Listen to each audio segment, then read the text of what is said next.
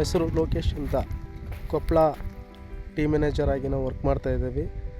So ಇಂದು ನಾವು ಕೊಪ್ಪಳ ಜಿಲ್ಲಾ, ಕೊಪ್ಪಳ ತಾಲೂಕು ಯಾಟಿ ಎಂಬ ಗ್ರಾಮದಲ್ಲಿ ನಮ್ಮ ಮಾರುತಿ ಸರ್ಗೆ ನಮ್ಮ ತಾಯಿ ಹೈಬ್ರಿಡ್ ತಳಿಯನ್ನು ಒಂದು 300 ಗಿಡ ನಾಟಿ ಮಾಡಿ ಸರಿಸುಮಾರು ಇವಾಗ ಒಂದು 7 ಮಂತ್ಸ್ ಆಯಿತು. ಸೊ ಗಿಡದ ಗ್ರೋತ್ ನೋಡ್ಬೋದು. ಸೊ ಗಿಡ ಗ್ರೋತ್ ಬಂದು ಹೆವಿ ಗ್ರೋತಿಗಿದೆ. ಸೊ ಆರ್ಗ್ಯಾನಿಕ್ ಫರ್ಟಿಲೈಸರನ್ನು ನಾವು ಕೊಟ್ಟಂಥ ಫರ್ಟಿಲೈಸರನ್ನು ಯೂಸ್ ಮಾಡಿ ಸೊ ಬೆಳೀತಾರ. ಗಿಡದ ಗ್ರೋತ್ ಬಗ್ಗೆ ಏನೂ ಮಾತಾಡೋಂಗಿಲ್ಲ. ಸೊ ಹೆವಿ ಗ್ರೋತ್ ಇದೆ. ಸೊ ಅವರು ಕರೆಕ್ಟಾಗಿ ಕಂಪನಿಯ ಅಡ್ವೈಸನ್ನು ನಾವು ಯಾವ ಥರ ಹೇಳ್ತೀವಿ ಆ ಥರ ಕಂಪಲ್ಸರಿಯಾಗಿ ಬೆಳೀತಾ ಇದ್ದಾರೆ. ಸೊ ಗಿಡದ ಗ್ರೋತಲ್ಲಿ ಯಾವುದೇ ಥರ ಅಂತ ಇದಿಲ್ಲ, ಚೆನ್ನಾಗಿದೆ.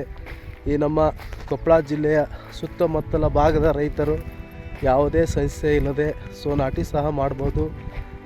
ನಾವು ಈ ಕೊಪ್ಪಳ ಜಿಲ್ಲಾ ಬೀರ್ಲದಿನ್ನಿ, ಕುಷ್ಟಗಿ ತಾಲೂಕು ಬೀರ್ಲದಿನ್ನಿ ಎಂಬ ಗ್ರಾಮದಲ್ಲಿ ಸೊ ಜಮೀನು ಸಹ ತಗೊಂಡು ಸೊ ಇಲ್ಲಿ ಒಂದು ಪ್ರೊಸೆಸಿಂಗನ್ನು ಯೂನಿಟ್ ಮಾಡಲಿಕ್ಕೆ ಎಲ್ಲ ಸಿದ್ಧತೆಗಳು ಸಹ ನಡೆಸ್ತಾ ಇದ್ದೀವಿ.